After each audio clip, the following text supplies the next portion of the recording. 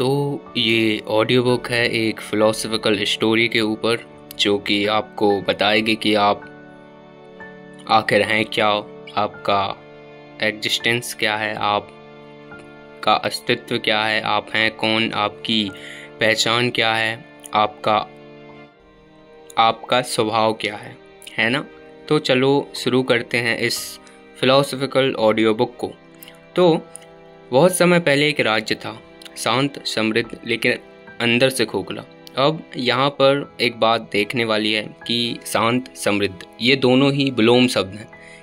यहाँ पर हम यह कह सकते हैं कि शांत और समृद्ध एक दूसरे के उल्टे शब्द हैं। या तो एक राज्य या फिर कोई भी वह वस्तु जो वह है, या तो शांत ही हो सकती है या समृद्ध ही हो सकती है, या तो वह समृद्ध होगी या फिर वह शांत होगी। हाँ, पर समृद्धि शांति देने में मदद कर सकती है ना। तो अगर हम यहाँ पे देखें, ज़रूरी नहीं है कि जो व्यक्ति शांत है वह समृद्ध हो, है ना, और ज़रूरी नहीं है कि जो व्यक्ति समृद्ध हो वह शांत हो, लेकिन ये दोनों आपस में एक दूसरे की मदद कर सकते हैं। जैसे कि अगर कोई व्यक्ति शांत है तो हो सकता है कि वह समृद्धि पाने में शांति मदद कर दे, या कोई व्यक्ति समृद्ध है तो वह शांति पाने में समृद्धि उसकी मदद कर दे, है ना। यह एक दूसरे की मदद कर सकते हैं। तो चलो आगे बढ़ते हैं कहानी में। वहाँ एक वृद्ध राजा था जो मृत्यु से पहले अपने राज्य का भविष्य तय करना चाहता था, लेकिन उत्तराधिकारी चुनने के बजाय उसने एक रहस्यमय प्रतियोगिता रखी। जो व्यक्ति 3 दरवाजे वाला महल पार कर सकेगा वही राज्य का अगला राजा बनेगा। तो उसने तय किया कि एक महल है जो कि 3 दरवाज़ों से बना हुआ है ना। फिर वह राजा बोलता है कि जो भी राजा बनना चाहता है उसे वह 3 दरवाजे पार करने होंगे। तो तरह तरह के लोग आते हैं उस प्रतियोगिता में भाग लेने के लिए, और काफ़ी ही भीड़ इकट्ठी हो चुकी थी। तो प्रतियोगिता शुरू की गई, और जब पहला दरवाज़ा आया जो कि था धन का भ्रम, तो उसमें कई लोग अंदर गए और सैकड़ों लोग पहले दरवाजे तक पहुँचे भी। वह सोने से जड़ा था पहला दरवाज़ा, और उस पर लिखा था कि जो अपने पास है वह सब कुछ है, लेकिन जो चाह में फंसा है वह सदा खोया होगा। अगर आप यहाँ देखें कि जो हमारे पास है, आखिर हमारे पास है क्या।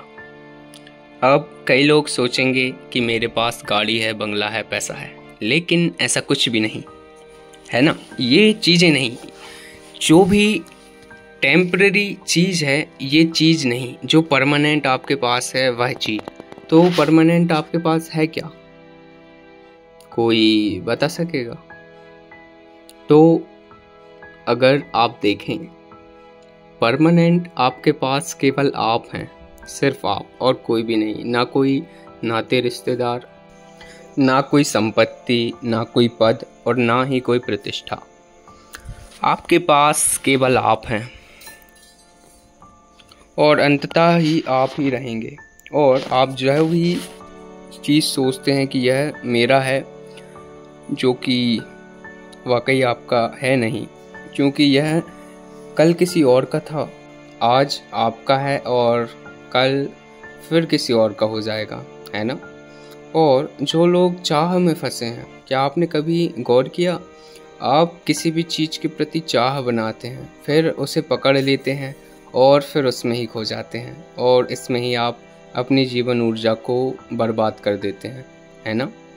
ये लगभग सभी के साथ ही होता है, ऐसा मेरे साथ भी होता है ना। तो पहला दरवाज़ा ऐसा ही कुछ था। अब अंदर जाने पर वे एक हॉल में पहुँचे जहाँ ढेरों सोना, गहने और ऐश्वर्य थे। लोग पागल से हो जाते हैं। अगर आप गौर करेंगे, कोई कितना भी कहे कि मैं ये मोह माया में पड़ता नहीं, कि कितना भी धन दे दो, कितनी भी हीरे जवाहरात दे दो, मैं पिघलता नहीं, मैं कठोर, मैं ऐसा, मैं बड़ा साधु, पर लोग अंततः पागल हो ही जाते हैं, पता नहीं क्यों। आखिर इसका रहस्य क्या है? आखिर इसमें वह शक्ति क्या है जो पागल बना देती है लोगों को धन के प्रति, है ना? चलो, तो वे दौड़ पड़े, वे लोग, और एक दूसरे को धक्का दिया, लड़े झगड़े और खूब प्रयास किया हर एक व्यक्ति ने उस सोने और ऐश्वर्य को पाने के लिए। फिर वे लोग जो उसको पाने के लिए दौड़े ना, वे उनमें से हर एक व्यक्ति जिसने भी वे ऐश्वर्य, सोना, जवाहरात छुए, वे सभी पत्थर के बन गए। अक्सर हम देखते हैं कि हम किसी भी चीज़ को जब पकड़ें तो हम पत्थर ही बन जाते हैं। हमारा स्वभाव तो फूल का है, परम आनंद का है, लेकिन हम इन छोटी छोटी चीज़ों को पकड़ने में ही वह अपना स्वभाव, जो कि हमारा परमार्थ स्वभाव है, परमात्मा का जो स्वभाव है, उसे खो बैठते हैं और पत्थर से बन जाते हैं। आखिर ऐसा होता क्यों है? आखिर हम पकड़ते ही क्यों हैं इन छोटी छोटी चीज़ों को, और क्यों पत्थर बन जाते हैं, जबकि हम फूल हैं, हम परम आत्म हैं? सोचिए, जरा इस बात पर गौर करें। तो ऐसा ही कुछ वहाँ भी हुआ, जो कि सबके साथ होता है। तो वहाँ पर एक व्यक्ति था, आरव, जो कि एक साधारण सोच वाला युवक था, है ना? अक्सर ही ऐसा कहा जाता है कि जो बिल्कुल ही अछलिए हो उसे हम साधारण कह देते हैं। तो उसने उस सोने जवाहरात को छोड़ दिया, छुआ नहीं, और अंदर से वह बहुत ही शांत था, उसकी आत्मा भी शांत थी, और वह बोला कि मुझे इसकी ज़रूरत नहीं, असली संपत्ति मेरे भीतर है। मेरे हिसाब से तो आरव होगा कुछ अष्टावक्र टाइप वाला आदमी, जिसे देखा होगा अपने भीतर, कुछ होगा कुछ महावीर और कृष्ण जैसे आदमी वाला व्यक्ति, जिसे देखा होगा अपने भीतर का कुछ अमृत, कुछ हजार पंखड़ियों वाला पुष्प, कुछ हुआ होगा उसे कुछ ऐसा महसूस जो सब चीज़ों से ही लगाव छुड़वा देता है, यहाँ तक कि खुद उस अमृत से भी, है ना? क्या आपने ये बात जानी है कि जब आप अमृत को पाते हैं या समाधि को पाते हैं और आप वाकई उस परम आनंद को पा लेते हैं, तो आपकी जो चाहना है अंत में उस परम आनंद की चाहना को भी समाप्त कर देता है, अंततः, शुरुआत में नहीं। इससे अच्छे से समझ लेना जरूरी है ना? तो वह अपनी भीतर की संपत्ति से जुड़ा हुआ था, इसलिए उसने बाहर कुछ भी शोर शराबा नहीं किया और आगे बढ़ गया दूसरे दरवाजे की ओर। तो जब उसने दूसरा दरवाज़ा देखा तो वह था रिश्तों की परछाइयाँ वाला। यह दरवाज़ा कांच का था, सादा और साधारण। दूसरा वाला, उस पर लिखा था कि जो तुमसे प्रेम करते हैं वे कभी तुम्हें बांधते नहीं, और जो बांधते हैं वे प्रेम नहीं करते। आपने अक्सर ही देखा होगा कि जो वाकई आपसे प्रेम करते हैं, अब वह कोई भी हो सकता है, वह आपकी माँ हो सकती है, आपके पिता हो सकते हैं, आपकी प्रेमिका हो सकती है, लेकिन प्रेमी वही है जो आपको स्वतंत्रता दे, ना कि किसी चीज़ में बांधे, है ना? तो यही था दूसरा दरवाज़ा। तो आरव अंदर गया और उसके माता पिता, मित्र, प्रेमिका और पुराने शिक्षक लोग वगैरह वहाँ पर थे, और हर कोई एक अलग दिशा में उसे खींचने लगा और वे कहते हैं कि मेरे लिए यही रहो, यही करो, मुझसे दूर न जाओ, मुझसे प्यार करो, मेरे साथ चलो, मुझसे दूर न जाओ। एक तरह से वह आरव को बांधने का काम कर रहे थे। तो आरव एक क्षण के लिए तो चुप रहा, फिर उसने सभी से विनम्रता से कहा कि मैं आप सभी से प्रेम करता हूँ, पर मुझे अपनी राह खुद तय करनी होगी। असल में अक्सर जीतता वही है जो वाकई प्रेम करता हो, क्योंकि जो वाकई प्रेम करता है ना तो वह बनता है और ना ही बांधता है। वह खुद भी स्वतंत्र होता है और दूसरे को भी स्वतंत्र ही रखता है। और आरव कुछ ऐसे ही टाइप का आदमी था। अब आरव यहाँ होगा कुछ कृष्ण टाइप का आदमी कि ना खुद बनता ना दूसरे को बांधता। तो फिर ऐसा ही कुछ कहते हुए तभी तीसरा दरवाज़ा भी खुल गया, और तीसरा दरवाज़ा था अहंकार और आत्मा का दरवाज़ा। अब यह दरवाज़ा आईने से बना था। उस पर लिखा था कि जिसने खुद को पहचान लिया वही सबको जान गया, है ना।